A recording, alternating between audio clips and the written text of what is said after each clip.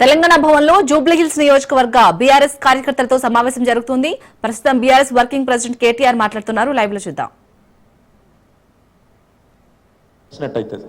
దాంతో పాటు ఇవాళ రేపు మీకు తెలుసు సోషల్ మీడియా అందరు చూస్తాను, ఆ వాట్సాప్లలో చూస్తారా, రోజు ఆ వీడియోలు రాగానే టక్కటక్క వచ్చి చూస్తలేరా అంటే ఎక్కువ చూడకూడదు, ఎక్కువ చూస్తే కూడా అంటే అసలు పని ఎక్కువ అవుతుంది. ఎందుకంటున్నా అంటే నాకు తెలిసి తెలుగు భాషలో గిన్ని తిట్లునే నాకు ఈ మధ్యనే తెలిసింది. కాంగ్రెస్ ప్రభుత్వం వచ్చినాక అరే ఆ గొట్టం పెడితే వాళ్ళు ఏం తిట్లవి, ఆడోళ్ళు లేదు మగోళ్ళు లేదు, రేవంత్ రెడ్డి పేరు తీసుకోగానే ఎక్కడున్నారు మా ముంగటికి రమ్మని చెప్పి తిడుతుంటే అమ్మతోడు చెప్తున్నా, రేషం ఉన్నాడు ఇంకోటి కూడా ఇప్పటికో బకెట్లో నీళ్ళు దొరుకుతా ఆయన దుంకి చచ్చిపోతున్నా. రేవంత్ రెడ్డి కాబట్టి సిగ్గులేని బతుకు కాబట్టి బతుకుతుండు, కానీ అవి ఏం తిట్లవి అంటే మామూలుగా లేవు అవి. నేను ఎందుకు చెప్తున్నా ఈ మాట అంటే వీడియోలు అట్లాగే మనకు ఇతరత్ర ఏవైతే వస్తూ ఉంటాయో పార్టీ నుంచి కూడా వాటిని మన లోకల్ గ్రూప్స్లో పంపించాలి. మీరు మీ గ్రూప్స్ ఉంటాయి, మీ కిట్టి పార్టీలు ఉంటాయి, ఉన్నాయా కిట్టి పార్టీ గ్రూపులు ఉంటాయి, బస్తీ గ్రూపులు ఉంటాయి, యూత్ గ్రూపులు ఉంటాయి, మీ దగ్గర ఉండే కుల సంఘాల గ్రూపులు ఉంటాయి, వాటిలోకి పంపించాలి. ఇట్లున్నది విషయం అని చెప్పి పంపించాలి. అట్లాగే మీ దగ్గర గుళ్ళు ఉంటాయి, మసీదులు ఉంటాయి, అట్లాగే మీ దగ్గర గురుద్వారాలు ఉంటాయి, అట్లాగే చర్చిలు కూడా ఉంటాయి. వాటి యొక్క పెద్ద మనుషుల పేర్లు వివరాలు కూడా తీసుకోవాలి. ఇమాములు ఉండొచ్చు, మౌజన్లు ఉండొచ్చు, అందరి పరిస్థితి ఆగమైపోయింది. ఇమాములకు మౌజన్లకు మనం ఉన్నప్పుడు, మన ప్రభుత్వం ఉన్నప్పుడు కొత్తగా జీతం ఇచ్చే ఒక మంచి సంస్కారవంతమైన ఆలోచన తయారు చేసినాం. గుళ్ళల్లో ఎట్లయితే పూజారులకు ఇస్తున్నామో మన ప్రభుత్వ ఖజానా నుంచి, అట్లాగే మనం ఎందుకు ఇవ్వద్దు అని చెప్పి ఆలోచన చేసి ఇచ్చినాం. ఈ ప్రభుత్వం కాంగ్రెస్ ప్రభుత్వం ఏం చెప్పింది, మేము డబల్ చేస్తాం, కేసీఆర్ 5,000 ఇస్తే మేము 10,000 ఇస్తామన్నాడు. ఇప్పుడు 5,000 కూడా ఇస్తలేడు. నేను మా మహమూద్ భాయ్ ప్రెస్ మీట్ పెట్టి వివరంగా చెప్పిండు, ఇస్తాననే ఇస్తలేడు, 8 నెలల నుంచి కొత్త ఎక్కడికి వెళ్ళి ఇస్తాడని చెప్పిండు. అట్లాగే నేను చివరిగా మీకు చెప్పేది, అక్కడ మీ దగ్గర కొన్ని హోటళ్ళు ఉంటాయి, కొంతమంది సినిమా కార్మికులు ఉంటారు, మీ దగ్గర ఫిలిం ఇండస్ట్రీ వాళ్ళు కూడా ఆ కృష్ణానగర్ కాలనీ ఆ ప్రాంతంలో ఉంటారు, వాళ్ళకి సంబంధించిన కూడా డీటెయిల్స్ తీసుకోవాలి. పేపర్ బాయ్స్ ఉంటారు మీ దగ్గర, పేపర్లు వేసిపోయేటోళ్ళు, వాళ్ళ వివరాలు కూడా తీసుకోవాలి. ఇవన్నీ ఎందుకు చెప్తున్నా అంటే పాలు సప్లై చేసేటోళ్ళు, పాల ప్యాకెట్లు వేసేటోళ్ళు, ఇవన్నీ తీసుకుంటే వీళ్ళందరితోని నేను కూడా మాట్లాడతా, టెలికాన్ఫరెన్స్ పెట్టి వాళ్ళందరితో నేను కూడా మాట్లాడతా. ఈ వివరాలు మీరు తీసుకొని మన పోచంపల్లి శ్రీనివాసరెడ్డి గారి నాయకత్వంలో, మీ కార్పొరేటర్ గారు రాజ్ కుమార్ పటేల్ గారి నాయకత్వంలో, డివిజన్ అధ్యక్షుడు గారు సంతోష్, మా తమ్ముడు డివిజన్ అధ్యక్షుడు సంతోష్ గారి నాయకత్వంలో ఈ వివరాలన్నీ మీరు పకడ్బందీగా తీసుకొస్తే మనం బ్రహ్మాండంగా అవతలలో ఎన్ని దుష్ప్రచారాలు చేసినా బీజేపీ కాంగ్రెస్ వాడు డోకా లేకుండా మాగంటి గోపీనాథ్ గారి సేవలు మళ్ళొక్కసారి జూబ్లీహిల్స్ గుర్తు చేసుకున్నది. మాగంటికి మంచి ఒక ఈ గెలుపు ఒక కానుకగా మనందరం కూడా ఆయనకు అశ్రునివాళిగా అందించినాము అనే విధంగా తీర్పునియాలని చెప్పి నేను కోరుతా ఉన్నాను. దయచేసి మిమ్మల్ని నేను కోరేది సీరియస్గా తీసుకుందాం ఎలక్షన్. ఎందుకంటే మనం ఇంకా ఎప్పుడు వస్తుందో, డేట్ ఎప్పుడు వస్తుందో అట్లా ఇట్లా అని మీరు బేజారు కాకూడదు, లేకపోతే ఆయన లైట్ ఉండకూడదు. ఈ ఎలక్షన్ రేపో ఎల్లుండో అన్నట్టు కొట్లాడదాం. ఎలక్షన్ ఇప్పుడే ఉంది, ముంగట్నే ఉంది అని కొట్లాడాలి. నాకు తెలిసి వాళ్ళ సండే చాలా మందికి బోనాలు కూడా ఉండొచ్చు, అయినప్పటికీ మీరు అందరూ వచ్చినారు, చాలా చాలా ధన్యవాదాలు. ఇప్పటికే చాలా ఆలస్యం కూడా అయింది. మీ అందరికీ ఆఖరికి ఒక్క మాట చెప్పి నేను ముగిస్తాను. ఎక్కడ పోగొట్టుకున్నా అక్కడనే దేవులాడుకోవాలని చెప్తారు పెద్దోళ్ళు. మనం ఇవాళ తెలంగాణలో అధికారం కోల్పోయినాం, హైదరాబాద్లో కాదు తెలంగాణలో 1.8% తేడాతో మనకు అధికారం పోయింది.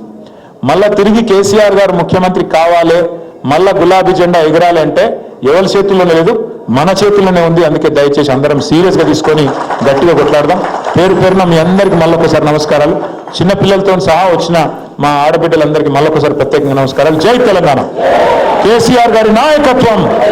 జోహార్ మాగంటి గోపీనాథ్, జోహార్ మాగంటి గోపీనాథ్.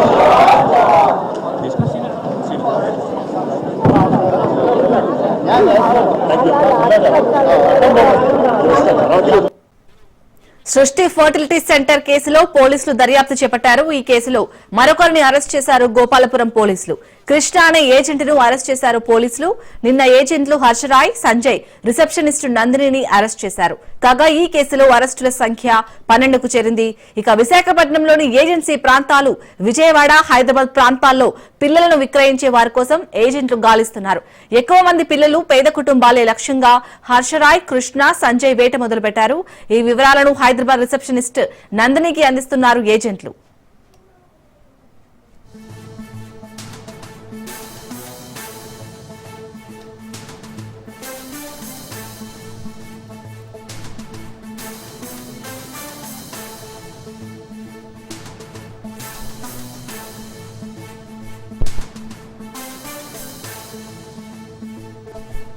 సృష్టి ఫర్టిలిటీ సెంటర్ కేసులో పోలీసులు దర్యాప్తు చేపట్టారు.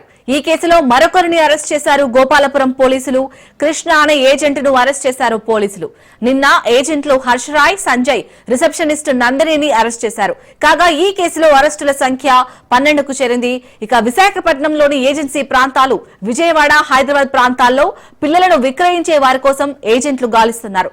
ఎక్కువ మంది పిల్లలు, పేద కుటుంబాలే లక్ష్యంగా హర్షరాయ్, కృష్ణ, సంజయ్ వేట మొదలుపెట్టారు. ఈ వివరాలను హైదరాబాద్ రిసెప్షనిస్ట్ నందినికి అందిస్తున్నట్లు ఏజెంట్లు చెప్పారు. రైట్, ఇక దీనికి సంబంధించి మరిన్ని అప్డేట్స్ మా ప్రతినిధి రత్న అందిస్తారు. రత్న, సృష్టి ఫర్టిలిటీ సెంటర్ కేసులో అయితే రోజుకో కొత్త కోణం వెలుగు చూసింది. సో ఇప్పటికే 12 మందిని అరెస్ట్ చేశారు. ఇప్పటివరకు ఎలాంటి డీటెయిల్స్ అందుతున్నాయి? సృష్టి టెస్ట్ బేబీ సెంటర్ కేసులో ప్రధాన నిందితురాలు నమ్రతను కస్టడీ విచారణకు తీసుకున్న అనంతరం ఆమె ఇచ్చిన సమాచారం మేరకు, అలాగే ఆమెతో పాటు మరొక ఇద్దరిని, ఇందులో A3, A6 గా ఉన్న కళ్యాణి, సంతోషిని, వీళ్ళిద్దరిని కస్టడీకి తీసుకొని విచారణ చేసిన తర్వాత ఇందులో ఇంకా పాత్రదారులు బయటకు వస్తూనే ఉన్నారు. వీళ్ళు ఇచ్చినటువంటి సమాచారంతో ఎవరెవరి ప్రమేయం అయితే ఈ మోసాలలో ఉందో వాళ్ళను ఐడెంటిఫై చేసి వాళ్ళ మీద కేసులు నమోదు చేస్తున్నారు పోలీసులు. ప్రస్తుతం ఇప్పటికే మొదట 8 మందికి మీద కేసులు నమోదైన తర్వాత వాళ్ళందరినీ అరెస్ట్ చేసి రిమాండ్లు చేసిన అనంతరం కస్టడీకి తీసుకోవడంతో వాళ్ళు ఇచ్చిన ఇన్ఫర్మేషన్ తో మరొక 3 ఐడెంటిఫై చేశారు. మరొక 3 మీద కేసులు నమోదయ్యాయి. మొత్తం 11 మంది మీద కేసులు నమోదు చేసిన తర్వాత ఇప్పుడు మరొకరిని పాత్రను కూడా గుర్తించడం జరిగింది. వారి మీద కూడా కేసు నమోదు చేసినట్లు కూడా పోలీసులు తెలియజేసి ఇందులో మొత్తం ఇప్పటి వరకు 12 మందిని అరెస్ట్ చేసినట్లు కూడా తెలియజేశారు. ఇందులో గోపాలపురం పోలీసులు అరెస్ట్ చేసినటువంటి వ్యక్తుల్లో కృష్ణ అనే ఏజెంట్ ఉన్నారు. కృష్ణ కంటే ముందు హర్షరాయ్, సంజయ్, రిసెప్షనిస్ట్ నందిని, ఈ 3 కూడా పోలీసులు అరెస్ట్ చేయడం జరిగింది. దీంతో అరెస్టుల యొక్క సంఖ్య 12కు పెరిగింది. విశాఖపట్నంలోని ఏజెన్సీ ప్రాంతాలు, విజయవాడ, హైదరాబాద్ ప్రాంతాల్లో పిల్లలను విక్రయించే వారి కోసం ప్రస్తుతం యొక్క ఏజెంట్లు గాలింపులు చేపడుతూ ఉన్నారు. అక్కడ గాలించి ఎవరైతే పేద గర్భిణులు ఉంటారో వాళ్లకు ప్రెగ్నెన్సీ అయిన వెంటనే వాళ్లతో బేరసారాలు కుదుర్చుకొని ఇక్కడ సరోగసీ అని ఎవరికైతే ట్రీట్మెంట్ స్టార్ట్ చేస్తారో వాళ్లతో అటాచ్మెంట్ చేసి వాళ్లకు డెలివరీ అవ్వగానే వాళ్ళ పిల్లలే మీ పిల్లలు అంటూ కూడా, సరోగసీ ద్వారా పుట్టిన పిల్లలు అంటూ కూడా మాయ చేసి లక్షల రూపాయలను దందుకుంటున్నటువంటి వ్యవహారంలో భాగంగానే ఈ ఏజెంట్ల పాత్రను కస్టడీ విచారణలో భాగంగా ఐడెంటిఫై చేయడం జరిగింది. ఎక్కువ మంది పిల్లలు ఉన్న పేద కుటుంబాలను లక్ష్యంగా చేసుకొని ఏజెంట్లు హర్షరాయ్, కృష్ణ, సంజయ్లు ఆ ప్రాంతాల్లో తనిఖీలు నిర్వహించడం, అక్కడ వేట కొనసాగించడం, వాళ్ళను టార్గెట్ చేసి వాళ్లకు డబ్బులు తీసుకొచ్చి భార్యాభర్తలు ఎవరైతే పిల్లలు లేకుండా ఉంటారో వాళ్ళకు అంటగడుతూ ఉన్నారు. ఈ వివరాలను హైదరాబాద్ రిసెప్షనిస్ట్ నందినికి ఏజెంట్లు అందిస్తూ ఉంటే ఇక నందిని ఆ పైన నమ్రత వరకు కూడా ఈ అంశాలను తీసుకెళ్లి డాక్టర్ల వరకు తీసుకెళ్లి ప్రాసెస్ మొత్తం కూడా వాళ్ళు చూసుకునేలాగా సహాయపడుతుంది. సో ఇందులో భాగంగానే ఇప్పుడు ప్రజెంట్ వీళ్ళందరి మీద కూడా కేసులు నమోదు చేసి అరెస్ట్ చేయడం జరిగింది. కృష్ణ అనే ఏజెంట్ తో పాటు హర్షరాయ్, సంజయ్, రిసెప్షనిస్ట్ నందిని, ఇలా తాజాగా 8 మందికి తోడు మరొక 4 అరెస్ట్ చేయడంతో ఇందులో అరెస్ట్ అయిన వారి యొక్క సంఖ్య 12కు పెరిగింది. రత్న, అలాగే ఇటు హైదరాబాద్ రిసెప్షనిస్ట్ నందిని దగ్గర నుంచి ఎలాంటి సమాచారం అందుతుంది? పోలీసులు ఏమంటున్నారు? ప్రస్తుతం ఇప్పుడే నందినిని అరెస్ట్ చేశారు కాబట్టి ఇప్పుడు అరెస్ట్ చేసిన వాళ్ళందరినీ కూడా తిరిగి వాళ్ళని కోర్టులో హాజరుపరిచి వాళ్ళని విచారించిన తర్వాత అరెస్ట్ అనంతరం వాళ్ళకు ప్రాథమికంగా వాళ్ళ దగ్గర నుంచి కన్ఫెషన్ స్టేట్మెంట్ తీసుకుంటారు. స్టేట్మెంట్ తీసుకున్న తర్వాత వాళ్ళను ఆ కోర్టులో హాజరుపరిచి రిమాండ్ చేసిన తర్వాత మరలా కస్టడీ విచారణ చేస్తారు. కస్టడీ విచారణ చేసిన తర్వాత ఇందులో మరికొంతమంది పాత్ర ఉంటే మాత్రం వాళ్ళను కూడా ఇప్పటి వరకు ఎలా అయితే 4 ఐడెంటిఫై చేశారో మరికొంతమంది నిందితుల యొక్క ప్రమేయాన్ని కూడా గుర్తించేటువంటి అవకాశాలు ఉంటాయి. ప్రస్తుతానికి 4 యొక్క అరెస్టులు జరిగాయి. అరెస్టుల ప్రాసెస్ తర్వాత వాళ్ళను కోర్టులో ప్రాథమికంగా విచారించడం, తర్వాత కోర్టులో హాజరుపరిచి రిమాండ్ చేయడం, ఆ తర్వాత కస్టడీకి తీసుకోవడం లాంటి ప్రాసెస్ అనేది జరుగుతుంది తదుపరి. Right, thank you Ratna.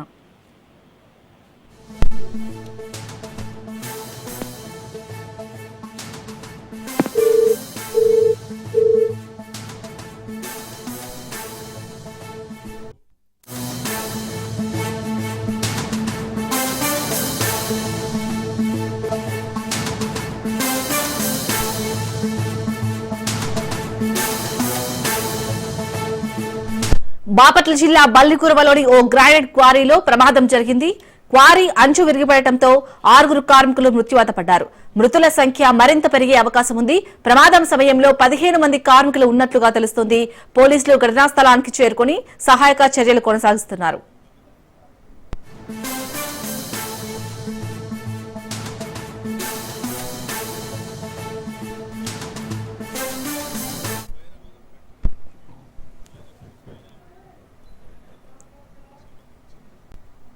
Alwal PS అంజనాపురిలోని ఇంటి చోరీ కేసులో ట్విస్ట్ నెలకొంది. 3 దొంగలను పోలీసులు అరెస్ట్ చేశారు. చోరీకి గురైన 26 తులాల బంగారాన్ని పోలీసులు రికవరీ చేయలేదు. బంగారాన్ని దొంగలు ఖర్చు చేశారని పోలీసులు చెబుతున్నారంటున్న బాధితులు తెలిపారు. రికవరీ చేయకపోవడంపై బాధితులు అనుమానం వ్యక్తం చేస్తున్నారు. పాత బస్తీకి చెందిన 3 దొంగలు సంగారెడ్డికి చెందిన బంగారు షాపు యజమాని అరెస్ట్ చేశారని, కానీ రికవరీ చేయలేదని అంటున్నారు. పోలీసులను ఆశ్రయిస్తే న్యాయం జరగలేదని బాధితులు ఆవేదన వ్యక్తం చేస్తున్నారు.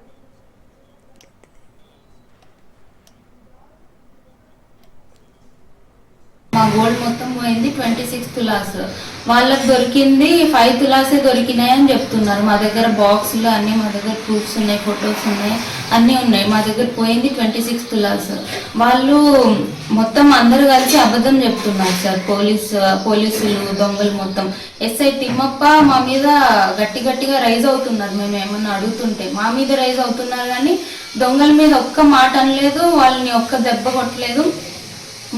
వాళ్ళ ఇన్వెస్టిగేషన్ లో మేము దొంగల్ని కొట్టినాము, అది చేసినాము, ఇది చేసినాము, టార్చర్ చేసినాము అన్నారు, కానీ వాళ్ళని చూస్తే ఒక దెబ్బ కొట్టినట్టు కూడా కనిపించలేదు మాకు. కొంచెం కూడా న్యాయం దొరకలేదు అల్వాల్ పోలీసుల దగ్గర నుంచి. ఎస్ఐ తిమ్మప్ప అయితే చాలా ర్యాష్ గా మాట్లాడుతున్నారు మా మీద.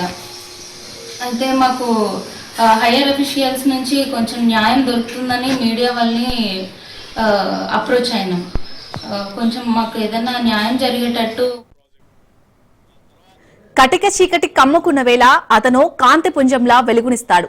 కనురెప్ప కలవరిస్తున్న క్షణాన దారి చూపే మార్గదర్శి అవుతాడు. మనసు తెరపై మసక చేరితే అతని స్పర్శే మంచి గంధమవుతుంది. మన లోపాలను చికిత్స చేసే వైద్యుడు, సమస్యలు ఒత్తిడులను తొలగించి సేద తీర్చే మానసిక తత్వవేత్త అతడు. ధైర్యానికి తాయెత్తు, ఆపదలో ఆప్తుడు, ప్రాణతోడు, ఆనందాల గూడు, కలల రూపం, కలల దీపం, అతడే స్నేహితుడు.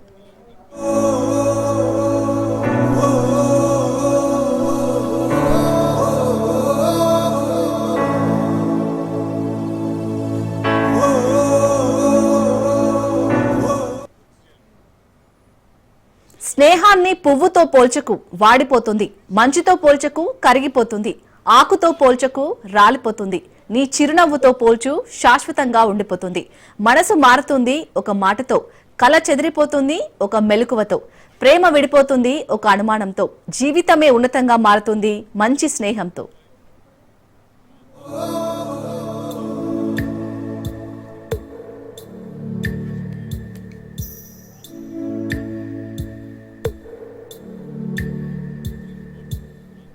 పాదమెటుపోతున్నా పయనమెందాకైనా అడుగు తడబడుతున్నా తోడురానా చిన్ని ఎడబా.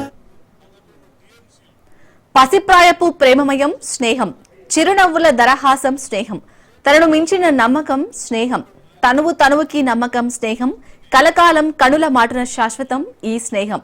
ఈ కాలానికి దేవుడిచ్చిన వరం స్నేహం. స్నేహం అనే వరాన్ని హారంగా మార్చడానికే స్నేహితుల దినోత్సవం.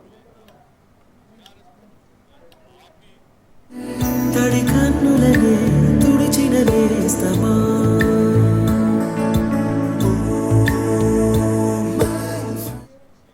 బడిలో పుడుతుందో, గుడిలో పుడుతుందో, పసితనాన పుడుతుందో, పరువాన పుడుతుందో, ప్రయాణంలో మొదలవుతుందో, ఎప్పుడు ఎలా కనెక్ట్ అవుతుందో తెలియనిదే ఫ్రెండ్షిప్. మతం చూడదు, కులం చూడదు, ఆస్తి కోరదు, భాష నెరుకదు, యాసను పట్టించుకోదు, ప్రాంతం అడగదు. అదే నిజమైన స్నేహం. దానికి పెరగడం తప్ప తరగడం తెలియదు. ఏ క్షణాన మొదలైన అనుక్షణం నీ క్షేమం కోరుకుంటుంది.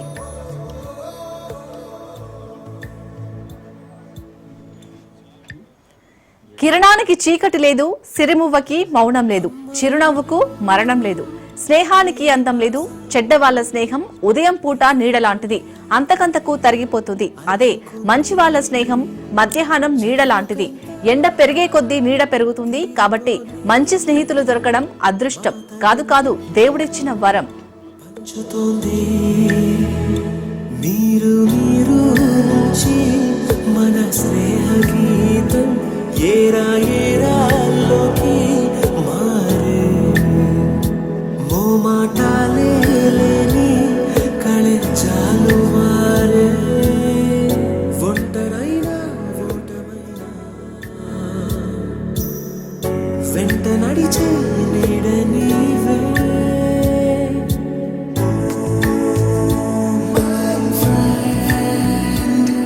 తడి కన్నులనే తుడిచిన నేస్తమా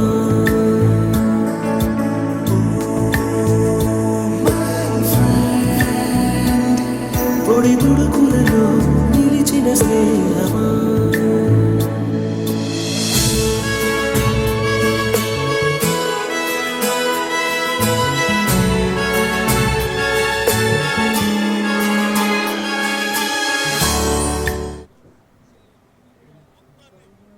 ఆగస్టులో మొదటి సండే స్నేహితులకు స్పెషల్ డే. జగమంతటికి ఫ్రెండ్